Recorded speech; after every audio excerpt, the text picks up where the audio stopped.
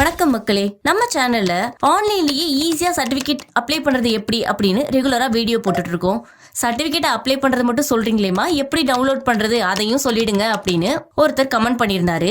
இப்போ ஆன்லைன்ல அப்ளை பண்ண சர்டிபிகேட்டை நீங்க எப்படி டவுன்லோட் பண்ணலாம் அப்படிங்கறத தான் இந்த வீடியோல நம்ம பார்க்க போறோம். உங்களோட பிரவுசர் நீங்க ஓபன் பண்ணிட்டு e-district TN அப்படின்னு நீங்க சர்ச் பண்ணீங்க அப்படின்னா ஃபர்ஸ்ட் வர வெப்சைட்டை நீங்க ஓபன் பண்ணுங்க.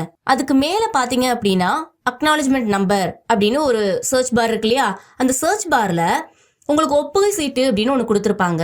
அதுல TN அப்படின்னு போட்டுட்டு சில நம்பர்ஸ் இருக்கும். அந்த நம்பரை நீங்க இங்க டைப் பண்ணீங்கன்னா நீங்க என்ன சர்டிபிகேட் அப்ளை பண்ணிருக்கீங்க, அது என்ன ஸ்டேட்டஸ்ல இருக்கு அப்படிங்கறதவே காமிச்சிரும். அதே இது கவர்மெண்ட் ஆஃப் தமிழ்நாடு e-district அப்படின்னு போட்டுட்டு கீழே ஹோம் அபவுட் அப்படின்னு சொல்லி வரிசையா லிஸ்ட் கொடுத்துருக்காங்க இல்லையா, அதுல வெரிஃபை சர்டிபிகேட் அப்படிங்கிற ஆப்ஷனை சூஸ் பண்ணுங்க. அதை நீங்க தொட்ட உடனே சர்டிபிகேட் நம்பர் அண்ட் கேப்சா இந்த ரெண்டுமே நம்ம போட வேண்டியது இருக்கும். சர்டிபிகேட் நம்பர் அப்படிங்கிறது வேற ஒன்றும் இல்லை, உங்க ஒப்புகை சீட்ல இருக்கக்கூடிய அந்த TN அப்படின்னு போட்டு சில நம்பர்ஸ் இருக்கும்ல, அந்த நம்பரை நீங்க இதுல என்ட்ரு பண்ணிட்டு கேப்சாவை என்ட்ரு பண்ணிட்டு சர்ச் கொடுத்தீங்க அப்படின்னா இந்த மாதிரி தான் காட்டும். அங்க நோட் பண்றதுக்கு ஒரு விஷயம் கொடுத்துருக்காங்க பாருங்க, ஏப்ரல் 2021 மேலே நீங்க அப்ளை பண்ண சர்டிபிகேட் எல்லாத்தையுமே இங்க நீங்க டவுன்லோட் பண்ணிக்கலாம் அப்படின்ட்டு.